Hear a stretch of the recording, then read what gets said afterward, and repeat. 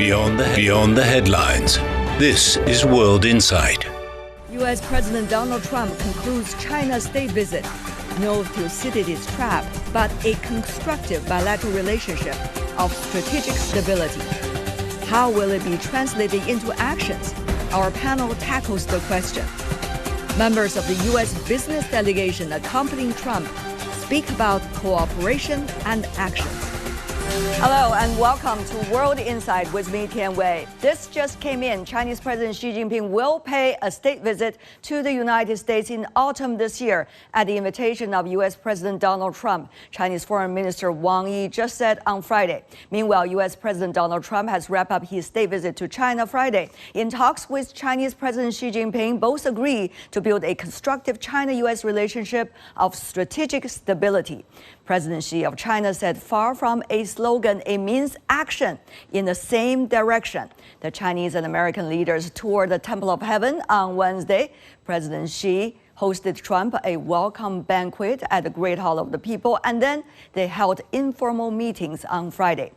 Top U.S. executives, including CEOs of Apple, NVIDIA, and Tesla, accompanied Trump on his visit.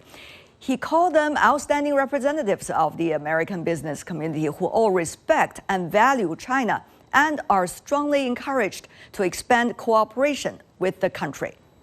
The Chinese president said China will only open its door wider, adding the U.S. side is welcome to more mutually beneficial cooperation with China. On this, let's hear from Sean Stein, the president of U.S.-China Business Council. Both sides have expressed very positively about the outcome of this visit. And also from the Chinese side, we have seen once and again the emphasis on constructive strategic stability between the two sides. Your take? Yeah, my take is I think we've got two things that I would say about this. The first is we have a stability first policy, which I think is really important because if nothing else, we need to make sure that the relationship stays stable. We need that for business, we need that for investment. That's great for both countries to have stability. But I think this idea of constructive strategic stability is an interesting one. And I think it reflects something very thoughtful on the Chinese side. I think they very adequately or accurately assess that right now we've had stability since at least Busan. But that stability maybe not be a constructive stability. And what do I mean? It means that the U.S. has been very cautious since Busan, because they have realized that China does have a lot of potential leverage in the form of rare earths, critical minerals, and other things that could have a great effect on the U.S. economy. So the U.S. has to be careful. That brings stability. At the same time, the U.S. believes it has got a lot of leverage over China's economy, which may cause China to be a little more careful. And so that's a strategic stability, but not a constructive strategic stability. And so I think what the Chinese side was saying that I think was well received by President Trump is, why does our stability have to be based on this negative fear of what might happen? Why can we not have stability based on the idea of doing things together, of cooperating, but also competing within bounds and creating some positive momentum that creates a better, more positive basis for stability? In other words, we both have something to gain from the relationship, and so we want to maintain stability and improve it, not we want to have stability because we have so much to lose. Wow. I think that's what they mean. That's Sean Stein, president of U.S.-China Business Council. The meeting between the two heads of state has yielded various important outcomes. As the world's top two economies, what do these outcomes mean for China-U.S. relations and the world at large? Let's loop in our panelists. Joining us, Xie Tao, a senior professor of the School of International Relations and Diplomacy at Beijing Foreign Studies University. Professor Xie, first and foremost, we heard from Chinese Foreign Minister Wang Yi just a few minutes ago, talking about the consensus being reached and the latest situation of U.S.-China relations. First of all, accepting the U.S. invitation, Chinese president will have a state visit to the United States in autumn. Now, this is likely to be a continuation of both direct dialogue between the two presidents, the top talk, and also part of the overall important year for the bilateral relations. Professor. Well, Tian Wei, let me say this, there's nothing that can better stabilize the world's most consequential bilateral relationship than frequent summits between the head of the states of the two countries. Like you said, just came in that President Xi Jinping has accepted President Donald Trump's invitation to visit United States in September. And so that means that the two heads of states, they are determined to maintain regular contact.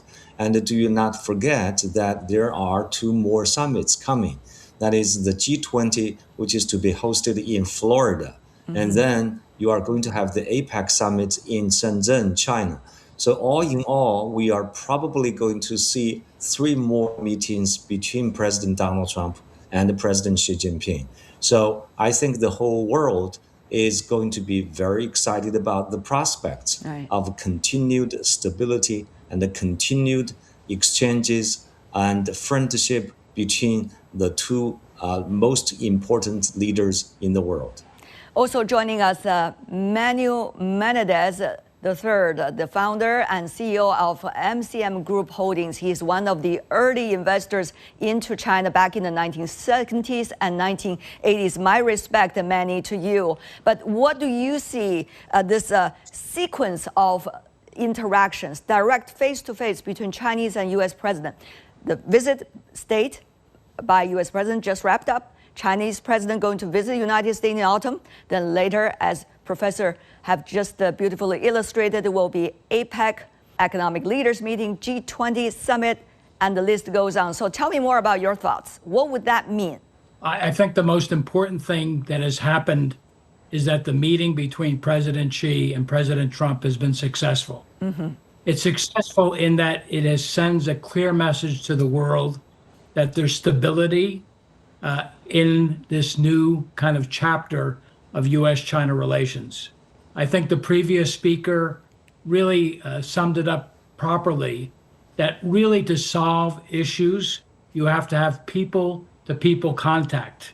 And I think that these next meetings that happened with APEC, the G20, and then now President Xi has accepted the invitation to Washington. Right. I think all of it is building up the momentum so that we really can get things from instead of a combative relationship to a cooperative strategic relationship.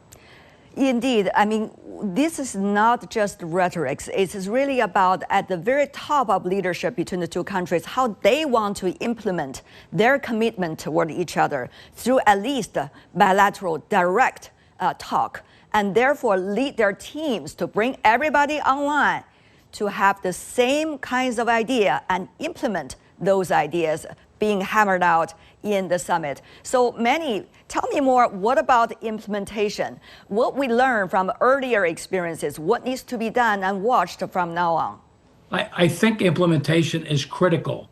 Shu Tu Teng Wei means different roads lead to the same goal. Mm-hmm. And I think we're at a point now where these upcoming meetings, I'm so excited that we have the APEC coming up, the G20, and then the President Xi's visit to Washington. That type of frequency with then a lot of the workers that were working behind the scenes to really hammer out the details is very, very important. There's nothing better, Chien Wei, as you know, than people-to-people contact. And that rolling up your sleeves, getting into the details, and yes, there's going to be trade. We've heard about Boeing. We've heard about the soybeans, which is great for our farmers. But at the same time, I think that working through not only finding the common ground, but working through the thorny issues that face us in a cooperative spirit, I'm excited about it. I think they've already accomplished the most important first step of meeting and getting the ball rolling and creating the momentum we need to propel forward. Professor Xie, we have noticed through the briefing by a Chinese foreign minister, he talked about both sides have agreed to increase new momentum and exchanges in the areas of diplomacy. Here I'm reading from a Chinese version, pardon my translation, the militaries, trade and economic, health, agriculture, tourism, people to people, as well as legislative and rule of law kinds of exchanges between the two sides to bring in new momentum. So what do you think these areas, I mean, these are a very comprehensive list of how the bilateral interactions could happen, given the fact that we are now quite low in some of those activities. What kinds of efforts really have to be made in the next few months in order to fulfill all these important aspirations? Well, from my point of view, just like the other speaker mentioned, economics obviously are very important. Economics are very direct. It brings concrete, tangible benefits to people in both countries, to American consumers, to Chinese consumers. Like you mentioned, soybeans, Boeing airplanes, and many of these products, right? But from my point of view, I think one of the priorities for President Donald Trump and his team is to really accelerate or to help facilitate people-to-people exchanges between the two countries. As you probably know, there were quite a few incidences where Chinese scholars and students were harassed, intimidated, and those incidents really had played in a very, very kind of intimidating impact and deterred Chinese students and scholars from going to the United States. So I think President Donald Trump, I think, and his team should really build on the momentum of this visit that he just concluded today, and then he go back and tell American people, you guys should welcome Chinese students and Chinese scholars to America. And of course, I encourage you to go to China and to see the beautiful country that I just visited twice. Talking about the people-to-people exchanges and also interactions between the two sides in all fields, Professor Xie, we did notice at the welcome banquet, Chinese President Xi Jinping hosted President Trump. He, in his speech, talked about to avoid Thucydides' trap. Now, that, of course, is coming from ancient Greece story.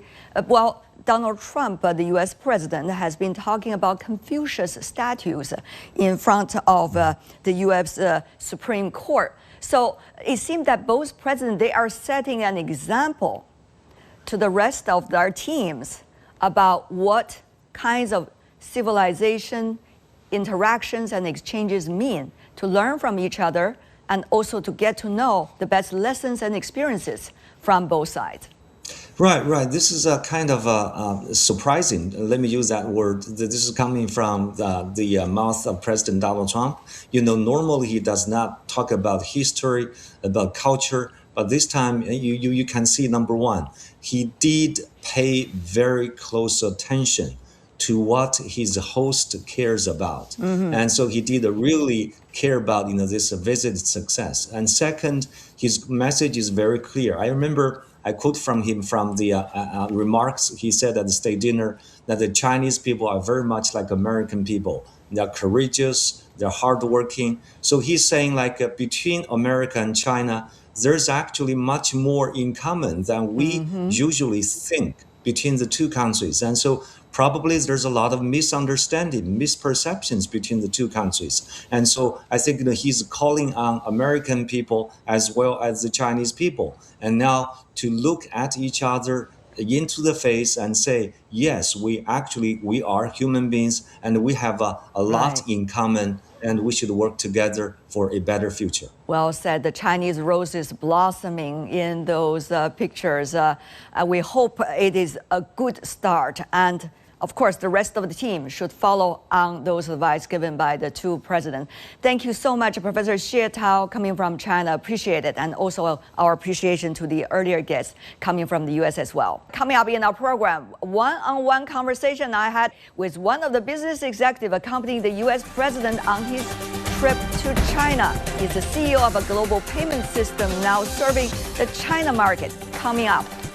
Welcome back. This is World Insight with me, Tian Wei. Chinese President Xi Jinping met with some of the more than a dozen top U.S. business leaders from various fields accompanying Trump on Thursday. They expressed confidence and committed to deepening investments in China. One of them is Michael Maybach, the CEO of MasterCard.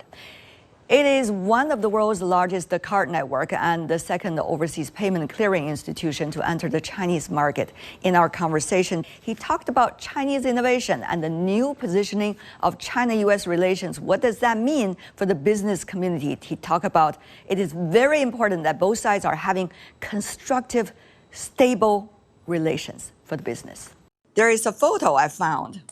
All right, yes. Coming from the news. That was a pretty special moment. Right. Right. That was you, right? Standing right behind the U.S. delegation, and while the U.S. president was introducing all of you business leaders accompanying him on the trip. Yes, indeed. What was he saying? What was it like for you?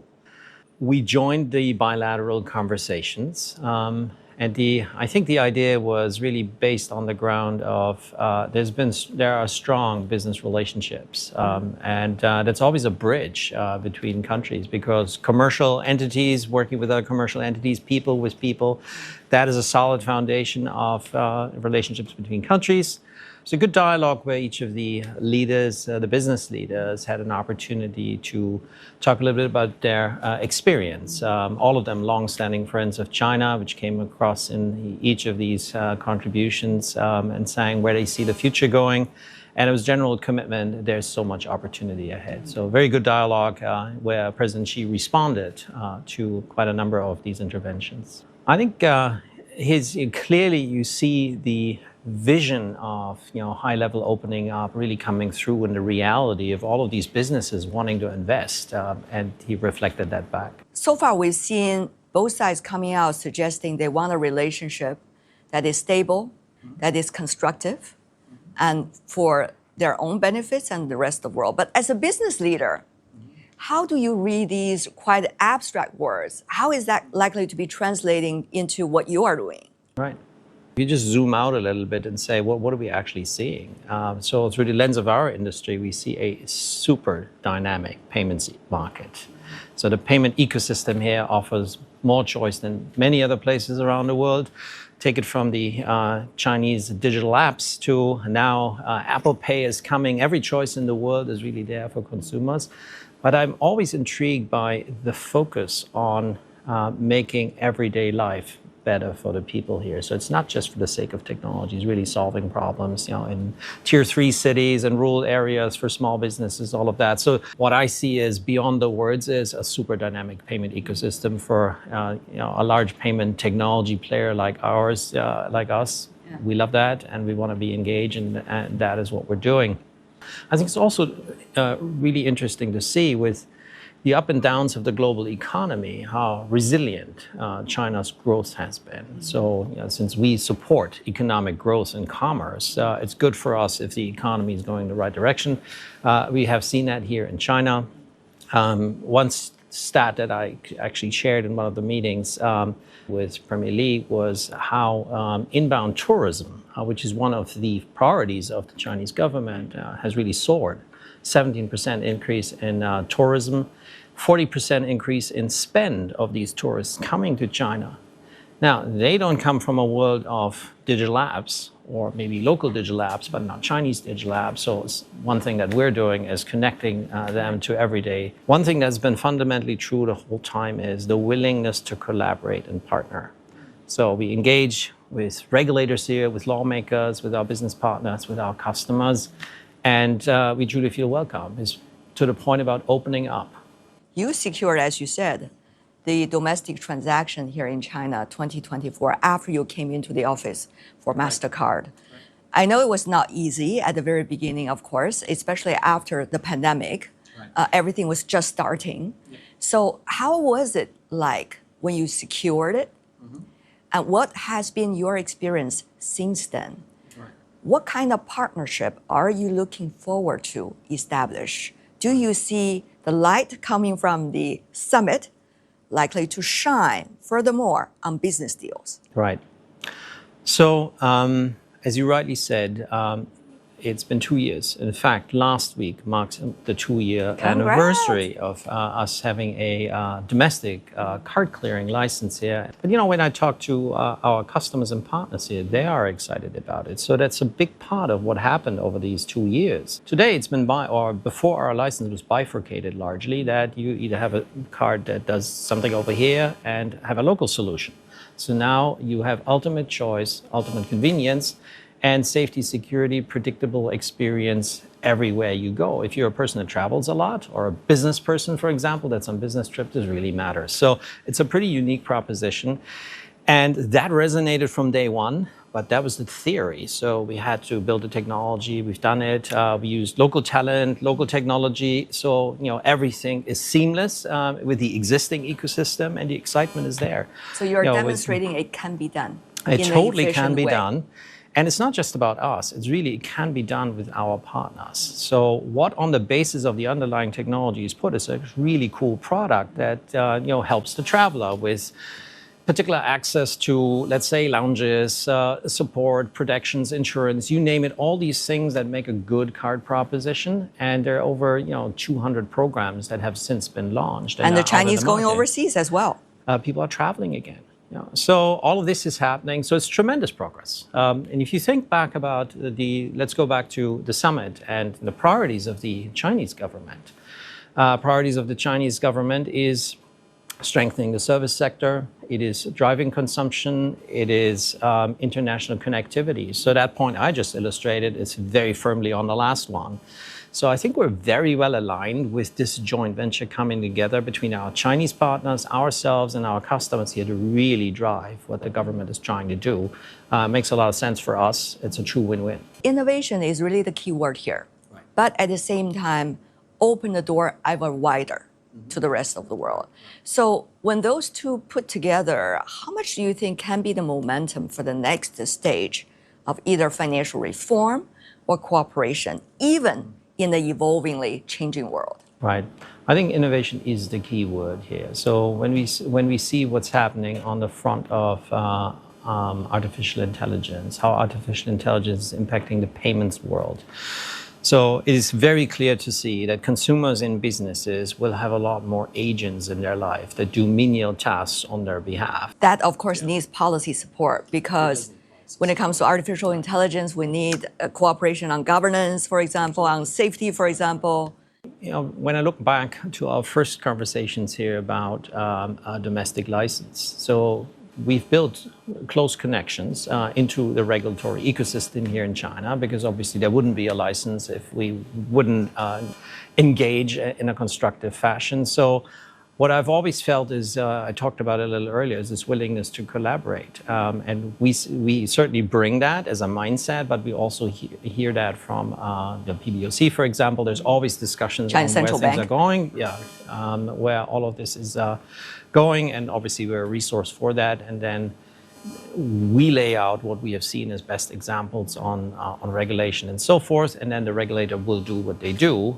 Compliance obviously always matters, that's always in focus, but generally the starting point is the right kind of dialogue to say, we have to leverage this innovation for the greater good of the country and its people.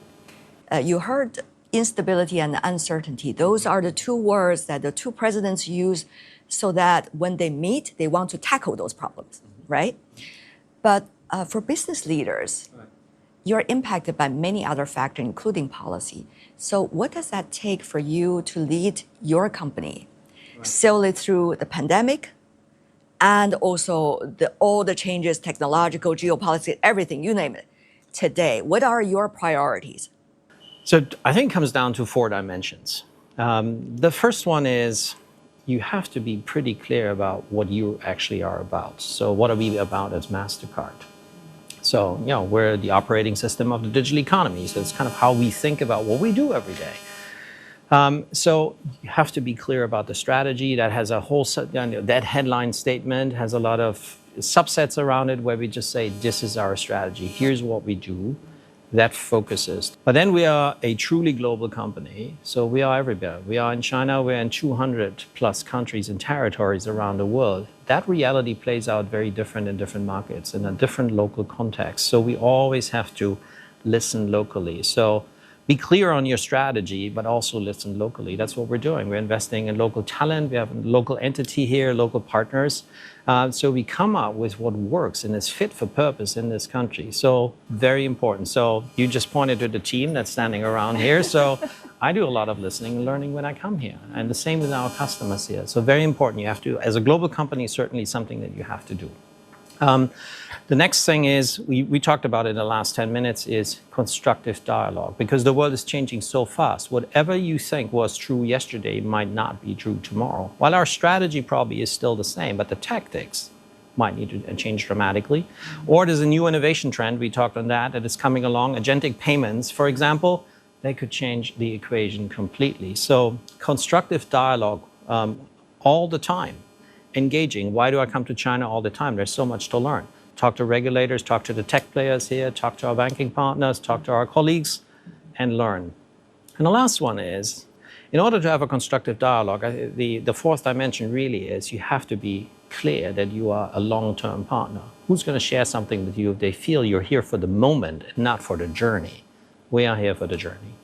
Michael Maybach, CEO of MasterCard, he's part of the business delegation accompanying U.S. President Donald Trump during his state visit to China. That's all the time we have for today. I'm Tian Wei on behalf of the team. Thanks for being with us. Bye for now.